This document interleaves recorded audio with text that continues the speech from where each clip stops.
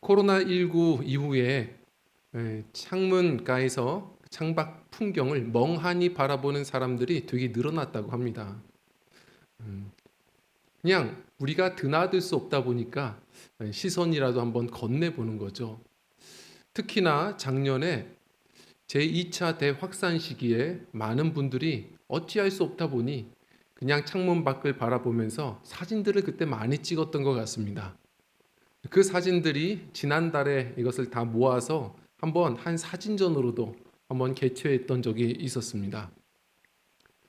우린 기대가 되죠. 왜냐하면 다 창문 밖을 봐도요, 똑같은 장면을 보지는 않거든요. 다양한 사진이 있었겠죠. 이것이 창문의 매력입니다. 안에 있지만 그래도 밖과 소통하는 것. 그렇다고 해서 모든 세상을 다 볼 수는 없습니다. 항상 창문 밖을 볼 때에는 우리는 그 틀 규격에 맞추어서 세상의 한 부분만을 보는 것이죠. 집 앞에 이 창문은 집 뒤를 볼 수는 없는 겁니다. 그래서 창문은 참 소중한데 어떤 창문이냐가 또 그 가치를 결정하는 걸 보게 되죠.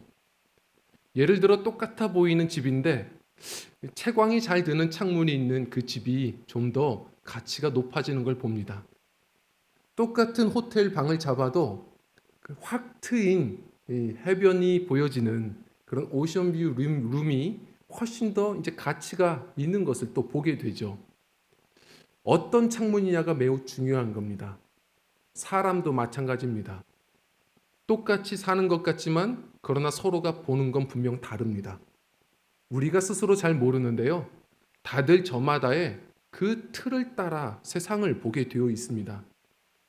그 틀이 어떠느냐에 따라서 보는 것은 달라질 수밖에 없고 그 인생의 가치도 판가름되는 것을 보게 되는 것이죠.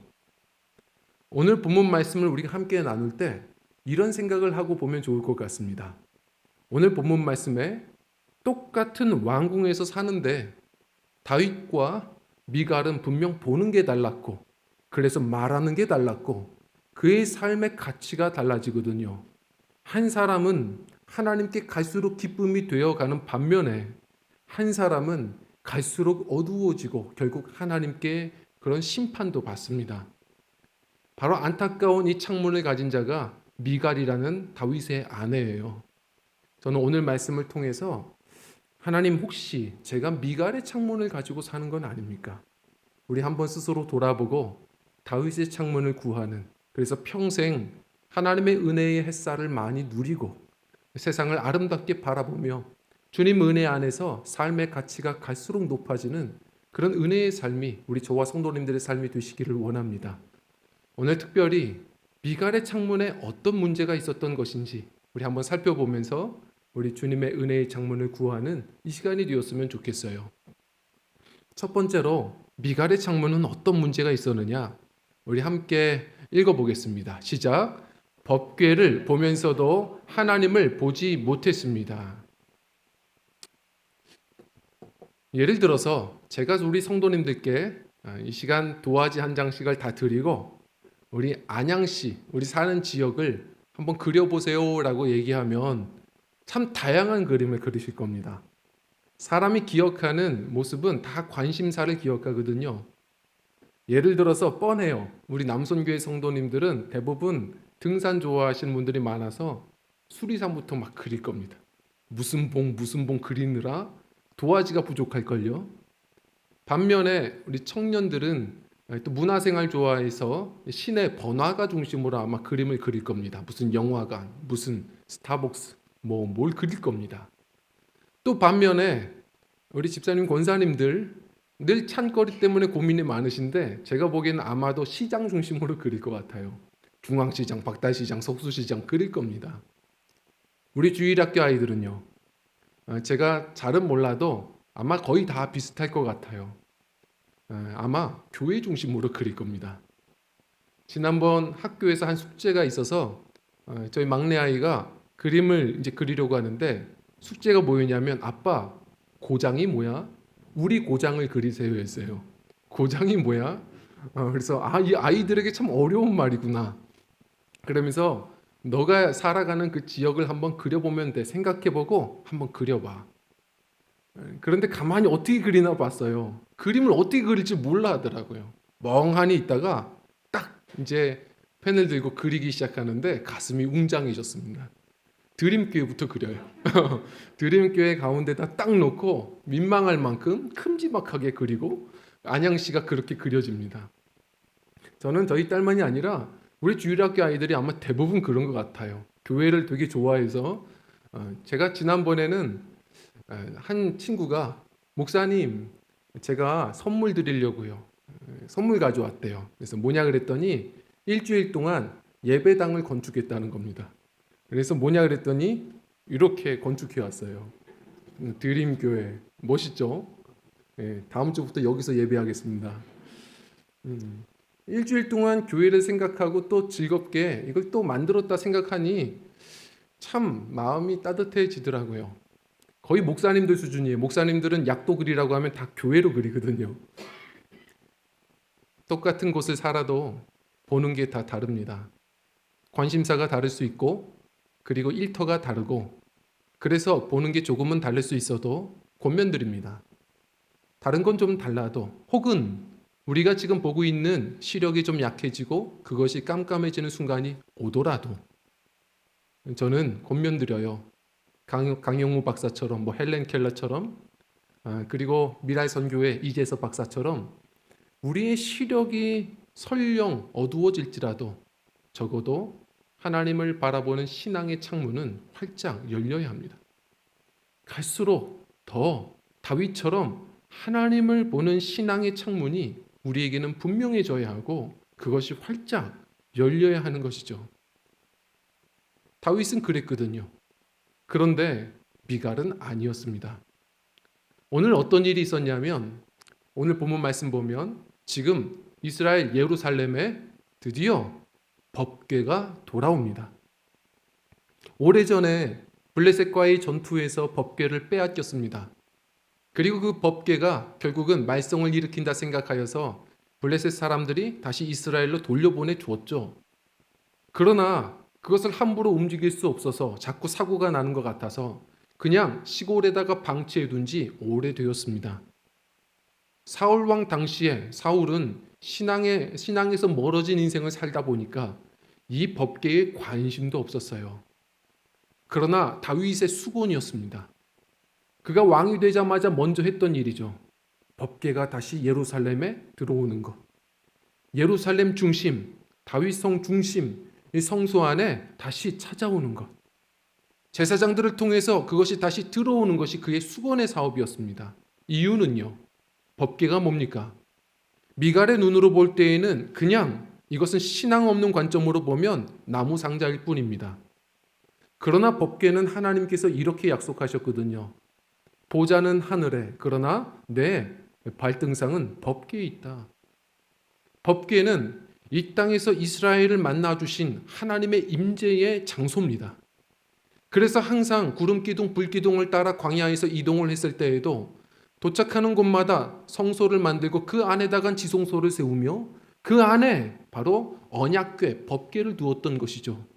그 법궤 위에는 시은좌라고 해서 하나님이 임재하시는 자리로 그들은 그렇게 바라보며 살았습니다.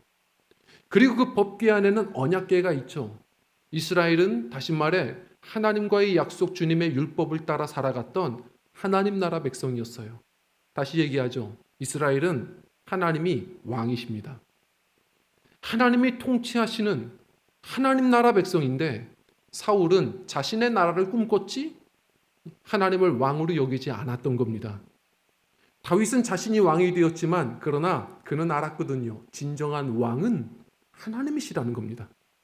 하나님이 다스리시는 나라가 소망이 있다는 것을 그는 깨달았던 것이죠. 그래서요 왕이 되고 나서도 그가 그토록 바랬던 게 있습니다. 시편 132편에 보면 법궤가 돌아오기 전까지 자신은 잠에도 들 수 없다고 말했어요. 그런데 그 법궤가 하나님 말씀 따라 제사장들 통해서 지금 입성하는 걸 봅니다. 얼마나 기뻤을까요? 하나님이 임재하시는 그 법궤가 지금 찾아 들어옵니다. 너무 기뻐서 노래 부릅니다. 우리가 금요일 날도 이 찬양을 했죠. 문들아 머리 들어라 들릴지어다 영원한 문들아 영광의 왕 들어가시도록 영광의 왕 들어가신다. 찬양하는 겁니다.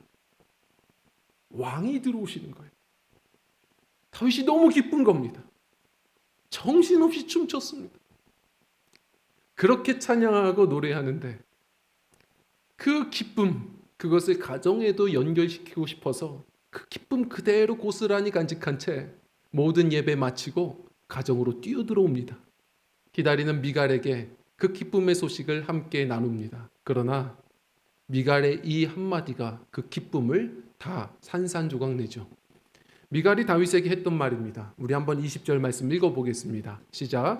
다윗이 자기의 가족에게 축복하러 돌아오매 사울의 딸 미갈이 나와서 다윗을 맞으며 이르되 이스라엘 왕이 오늘 어떻게 영화로우신지 방탕한 자가 염치 없이 자기의 몸을 드러내는 것처럼 오늘 그의 신복의 계집 준 앞에서 몸을 드러내셨도다 하니. 아멘. 지금 미갈이 다 본 겁니다. 창문으로 내려다 봤다 합니다. 그런데 그 창문은 어떤 창문이었을까요? 왜 보는 게 이렇게 다를까요? 미갈이 하는 말을 들어보십시오. 무슨 얘기입니까? 쉽게 얘기해서 왕이시여 잘하셨습니다. 다 봤습니다. 잘하셨네요. 이스라엘의 왕이 계집종들 앞에서 옷이 벗겨지는지도 모르고 그렇게 춤을 추다니요. 참 잘하셨습니다. 조롱합니다. 업신여기죠. 미갈 왜 이럴까요? 그녀는 지금 불신앙의 눈으로 바라보는 겁니다. 그럴 때에 이 말은 충분히 이해되죠. 그러나 신앙의 창문을 가지고 세상을 보던 다윗은 이야기가 전혀 다릅니다. 다윗의 이 한마디는 오히려 또 미갈의 교만을 꺾었을 것입니다. 21절 말씀 그대로 읽어보겠습니다. 시작. 다윗이 미갈에게 이르되 이는 여호와 앞에서 한 것이니라. 그가 네 아버지와 그의 온 집을 버리시고 나를 택하사 나를 여호와의 백성 이스라엘의 주권자로 삼으셨으니 내가 여호와 앞에서 뛰놀리라. 아멘. 다윗이 누굽니까?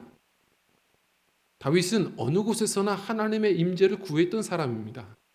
사울에게 도망치며 다닐 때에도 광야에서도 동굴 안에서도 빈들레서도 그는 내 영혼 확정하였으니 하나님만을 찬양합니다.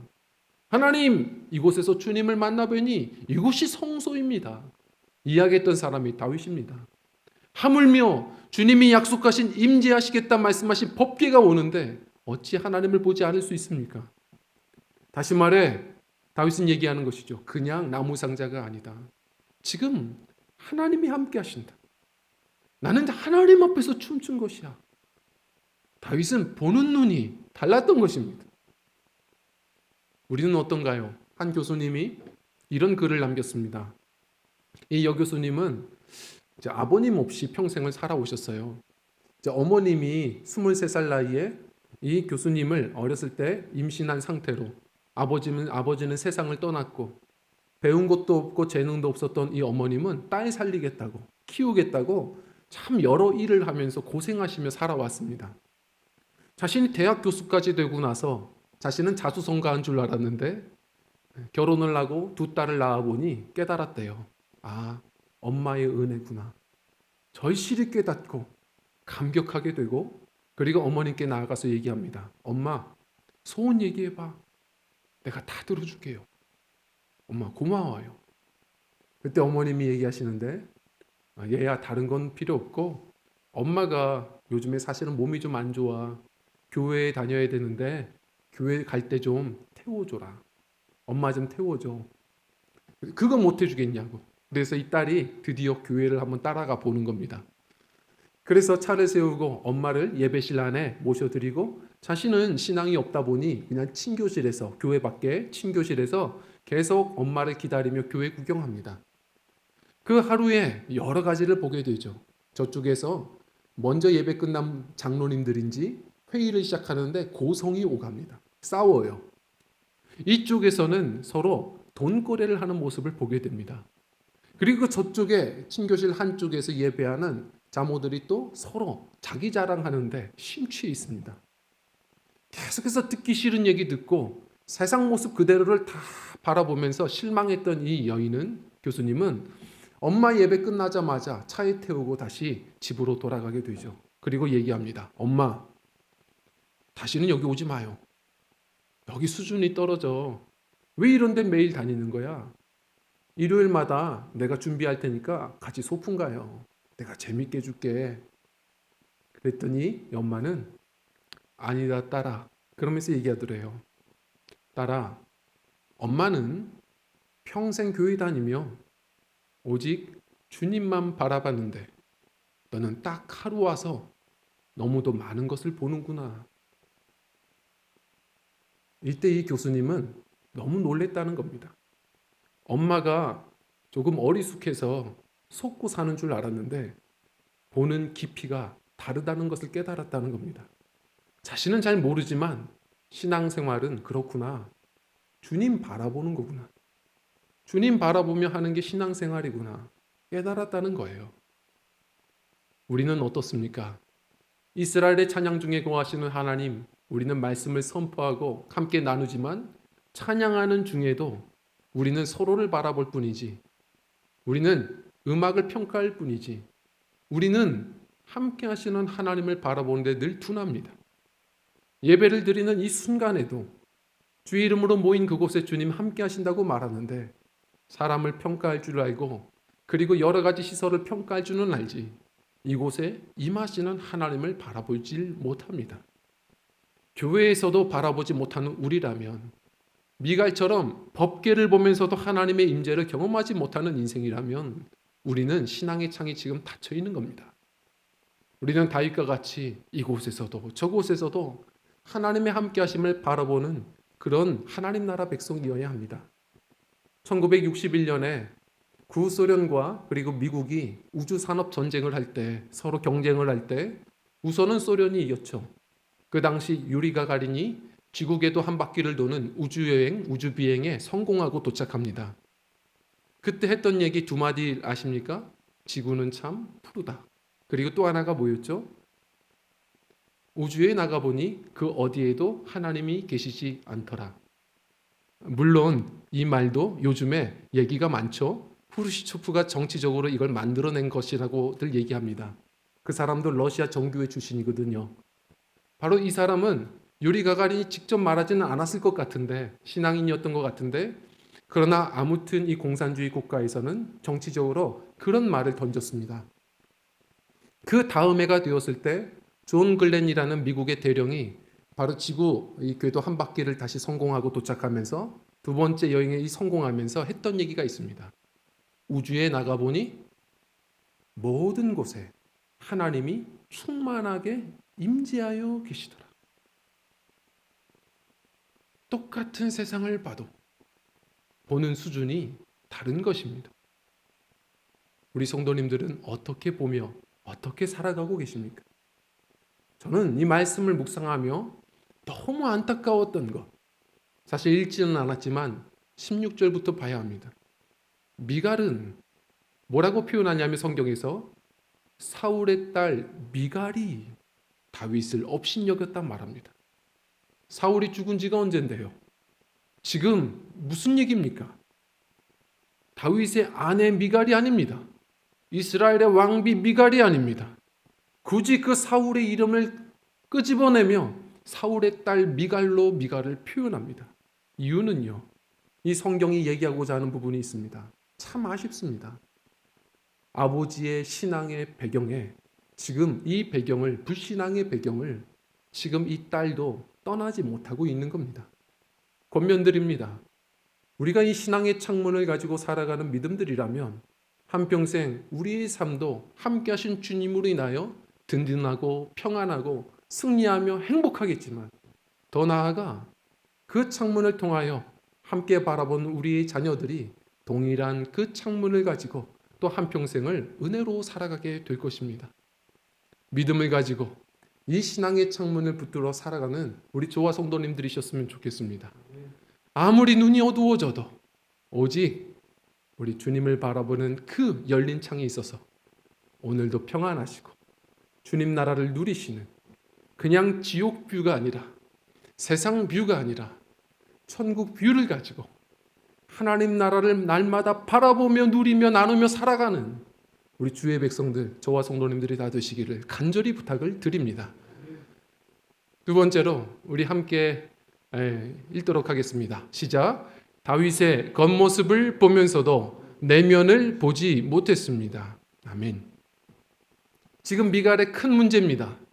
다윗의 지금 겉모습 수치스러운 속살을 보면서도 그 안에 있는 내면의 아름다운 영혼을 못 봤던 겁니다. 오래전에 마틴 루터에도 이런 일화가 있다고 말하죠. 오래전 독일에서는 이 고학년의 학생들이 용돈벌이 거리에서, 그리고 집 앞에서 노래를 멋지게 부르면 듣고 있는 집안의 사람들이 나와서 좋으면 용돈도 이렇게 주고 했답니다. 루터가 한 번은 노래를 멋지게 크게 부르는데 집을 잘못 찾았죠. 낮잠을 깨웠나 험상궂은 분이 막 화를 내면서 뛰어나오는 거예요. 그러면서 겁이 나가지고 나 살려라 도망을 가는데 막 달려오더니 루터가 잡혔습니다. 죽었다 싶었는데 갑자기 주먹을 내밀더니 자, 장학금, 그러더라는 거예요. 그때 느낀 것, 사람을 겉모양으로 평가하면 안 되는구나. 저도 그랬다니까요. 예전에 부교육자 시절에 새벽 예배 마치고 어둑한데 집에 가는 길에 앞에 있는 아가씨가 자꾸 저를 봐요. 한 번 보고 두 번 보더니 막 집으로 도망가는 겁니다. 그때 속으로 생각한 것, 사람을 함부로 평가하지 마라. 험상궂게 생긴다고, 그리고 등치 크다고 다 힘센 것도 아니고 험악한 것도 아닙니다. 문제는 우리는 그러나 항상 육신의 눈으로 보고 평가하는데 항상 익숙합니다. 하나님은 보는 관점이 다르십니다. 하나님은 사무엘상에 보면 나 여호와는 중심을 보신다 말합니다. 그 중심을 보시며 주님께서는 다윗을 기뻐하셨어요. 사도행전 13장 말씀을 읽어보면 22절 함께 읽겠습니다. 시작. 내가 이새의 아들 다윗을 만나니 내 마음에 합한 사람이라 내 뜻을 다 이루게 하리라. 미갈의 평가와 하나님의 평가는 전혀 다른 겁니다. 하나님은 그 중심을 보고 계십니다. 우리는 예수님의 시선을 구해야 합니다. 예수님은 그 아버지의 시선과 같으셨어요. 겉으로는 늘 항상 이리저리 휩쓸리는 갈대 같은 시몬이었지만 너는 반석이라. 그 영혼을 보고 주님께서는 용납하셨고 기뻐하시고 답 없는 제자들을 다 부르시고 주님께서는 훈련시키시며 열방을 깨우는 사도들로 세워 가십니다. 다윗도 그랬습니다. 억울하고 원통한 자들 뭐 그리 도움되겠습니까? 그러나 그 내면의 아름다움을 보고 다 끌어안고 품다 보니 나라를 세워가는 개국공신들로 세워가게 됩니다. 우리 마음은 어떻습니까? 성도님들의 시선은 어떠신가요? 항상 우리는 겉으로 보이는 것에 우리는 익숙하고 평가하는데 빠릅니다. 그래서 실수하죠. 우리가 이렇게 살다 보면 결국 사람을 세우고 인내하고 용납하는 주님의 소명을 이루는 것이 참으로도 힘겨우실 겁니다. 주님의 시선을 구해야 합니다. 언젠가 한 나이가 드신 할아버님 의사분이신데 이분이 좀 험악한 곳에서 이제 의료 생활을 하시는데 그곳에 또 하루는 이제 주먹 좀 쓰는 조폭이 이게 좀 싸움질을 했는지 등어리가 다 찢어져 가지고 그래서 온 겁니다. 실려왔어요. 그래서 빨리 꿰매달라고. 그래서 이 할아버님은 한두 번 있는 일이 아닌 거예요. 그냥 편안하게 그걸 꿰맵니다. 꿰매는데 이 조폭이 화가 났다는 거죠. 너무 오래 걸리는 거예요. 당신 돌팔이 아니냐고. 나이 들어서 그런 거냐고. 왜 이렇게 오래 걸리냐고. 빨리 좀 꿰매라고 하면서 욕을 하면서 막 화를 내더래요. 가만히 꿰매던 이 할아버지가 머리통을 때리면서 얘기하더랍니다. 이놈아, 이 그림 짝 맞추는 게 쉬운지 아냐? 다시 말해 용문신을 지금 맞추고 있는 겁니다. 지금 세밀하게 맞춰주고 있는 할아버지의 마음을 우리가 한번 봐야 합니다. 저는 이 이야기를 보면서 이게 교회구나라는 생각을 했습니다. 다윗이 뭐라고 표현하죠? 사람은 다 죄인이다. 다 치우쳐 있다. 다윗의 이 인품은 여기서부터 시작되는 겁니다. 누가 하나님 앞에서 의로운 자가 있습니까? 다 하나님의 형상이 끼워진 죄인들입니다. 주님의 은혜로 덮어진 바로 우리 성도들은 은혜로 인해서 의롭다 칭함받은 것뿐이지, 먼저 용서받은 것이지 다 죄인입니다. 하나님의 형상이 끼워져 있습니다. 혹시나 일터에서, 가정에서 믿음 없어서 또 그렇게 힘겨워하는 분들을 만납니까? 여러 가지 스트레스가 있고 괴로움이 있지만 오히려 다투기보다 한 번 더 보십시오. 리뷰하십시오. 한 번 더 다시 한번 보면서 그 안에 깨어져 있는 하나님의 형상이 있구나. 안타까워하셨으면 좋겠고 오히려 치료자이신 주님의 복음을 전할 수 있는 소명 있는 믿음이셨으면 좋겠습니다. 혹 우리가 서로를 바라봅니까? 믿음의 사람들도 평생 공사 중입니다. 다 깨어진 것 주님께서 지금도 꿰매고 계십니다. 주님께서 아름답게 그날에 완성하실 것을 기대하고 서로를 보면 어떻게 인내합니까? 저도 목회하면서 그 안에 계신 예수님을 보는 훈련을 합니다. 결국은 성장할 것이고 결국은 아름다워질 것입니다. 우리 그 안에 영혼을 한번 다시 바라보고 인내하고 용납하며 서로를 격려하여 하나님께서 아름답게 세워가시는 귀한 교회를 또한 이루어갔으면 좋겠습니다. 겉모습만이 아니라 한 번 더 그 안에 하나님은 어떻게 저 영혼을 바라보실지를 생각하며 주님과 함께 바라볼 수 있는 은혜의 관점이 열리는 저와 성도님들이 되시기를 간절히 부탁을 드립니다. 우리 마지막 세 번째로 우리 함께 읽기를 원합니다. 시작. 움직이는 사람들을 보면서 멈춰있는 자신을 보지 못했습니다. 지금 미갈은 계속 창문가에서 축제를 봅니다. 예배를 구경합니다. 아니요, 그러면 안 됐습니다. 봤으면 빨리 그냥 내려왔어야 합니다.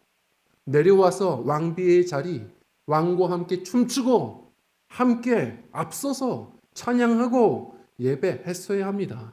설령 마음에 다 차지 않을지라도 그 왕비의 자리, 함께하는 자리, 백성들과 함께 했어야 했습니다. 그러나 이 여인은 끝까지 구경했습니다. 다윗이 이 미갈에게 했던 얘기를 한번 우리가 생각해 봤으면 좋겠습니다. 22절 말씀인데요. 읽어보겠습니다. 시작. 내가 이보다 더 낮아져서 스스로 천하게 보일지라도 네가 말한 바 계집종에게는 내가 높임을 받으리라 한지라. 아멘. 무슨 얘기죠? 네가 그곳에 있어서 그렇게 생각하나 보다.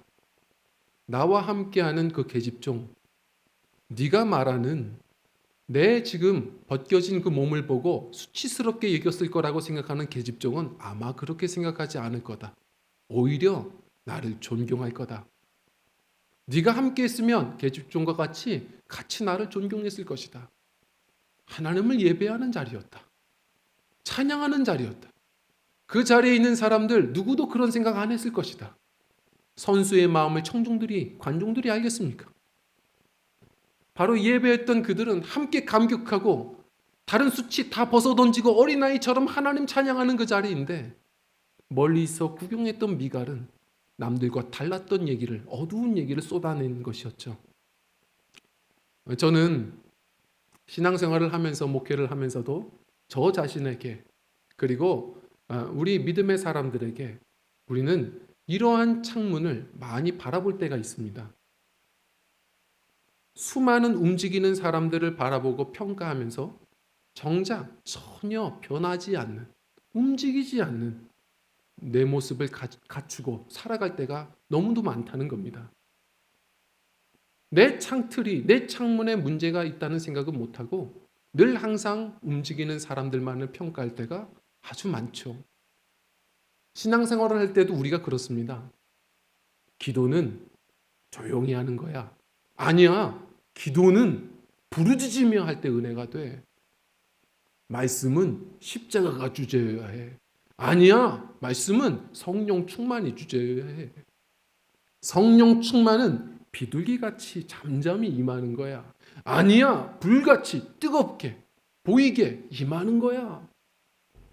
내가 경험한 신앙만이 진리라고 생각하고 우리는 하나님이 나에게 또 다른 어떤 것을 요구하셔도 듣지 못한 채 변하지 않고 이것만이 답이라고 생각하여 다른 사람들을 평가하는 우리들 안에 낡아버린 그런 창틀을 볼 때가 많다는 겁니다. 가장 불쌍한 것은 가난한 것도 아닙니다. 인생에서 가장 불쌍한 것은 허물 많은 것도 아닙니다. 가장 불쌍한 것은 시간이 지나도 변화되지 않는 죽은 것입니다.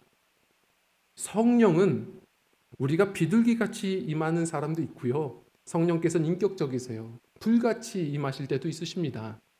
그러나 분명한 건 성령께서 역사하셨다면 결과는 같습니다. 성령의 별명 중에 하나가 바로 변화의 영입니다.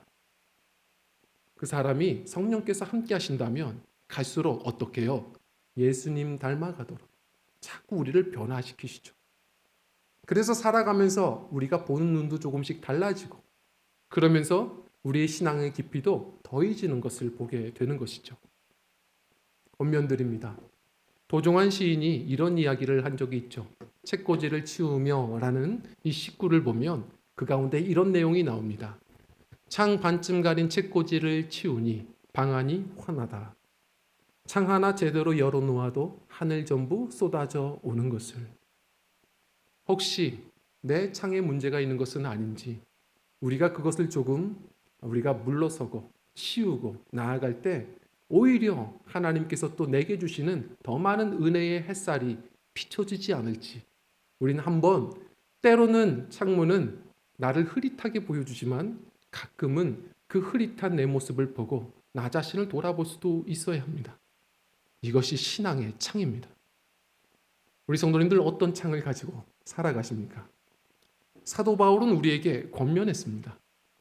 끝까지 우리는 이 씨름을 해야 합니다. 고린도후서 4장 18절 읽겠습니다. 시작. 우리가 주목하는 것은 보이는 것이 아니요 보이지 않는 것이니 보이는 것은 잠깐이요 보이지 않는 것은 영원함이라. 아멘. 눈으로 보는 것이 다가 아닙니다. 진정한 것은 보이지 않는 세계가 있습니다. 이 영원한 보이지 않는 것을 볼 수 있는 우리 그러한 신앙의 창이 열린 믿음의 삶들이 되어야 합니다. 모두가 다 똑같이 살지만 똑같이 보지 않습니다. 그 가정에서 지긋지긋한 그 일터 속에서 함께 하시는 하나님을 바라보며 찬양할 줄 아는 신앙의 사람이길 원합니다. 똑같은 사람들을 볼지라도 똑같은 평가가 아니라 다시 한번 바라보며 영혼을 긍휼히 여기고 그 안에 계신 예수님이 있다면 더욱 인내하며 그 영혼을 축복해 줄 수 있는 믿음들이셨으면 좋겠습니다. 때로는 흐릿해도 우리 주님께서 보여주실 때마다 내 모습도 한 번씩 보면서 주님의 은혜의 빗살들을 많이 머금을 수 있는 돌아볼 줄 아는 믿음이셨으면 좋겠습니다. 다시 얘기합니다. 헬렌 켈러처럼 그리고 페니 크로스비 이 찬양 작사가처럼 무슨 강영우 박사처럼 미라선교의 이재서 박사처럼 우리의 시선이 갈수록 어두워질 수 있습니다. 나이가 들어 시력이 점점 줄어들 수도 있습니다. 그러나 우리는 기억해야 합니다. 다윗처럼 갈수록 신앙의 창문은 활짝 열려야 합니다. 노아의 홍수 당시에도 방주에 노아는 순종하여 천장에 작은 창문 하나 열어두었던 것처럼 바벨론의 포로 시기에 꽉 막혔어도 예루살렘 성전을 향하여 다니엘은 창문 하나 열어두었던 것처럼 우리 주님 부르신 날까지 주님 다윗의 창문 가지고 이 신앙의 창문 가지고 세상을 바라보며 주님 나를 돌아보며 주님 바라보며 살기를 원합니다. 우리가 함께 고백하는 믿음들이 되셔서 똑같은 세상을 살아도 하나님 나라 비유, 하나님 나라를 바라보며 누리며 나누며 살아가시는 승리하는 믿음의 여정들 다 되시기를 간절히 축원합니다. 우리 함께 찬양하고 기도하는 시간을 갖겠습니다.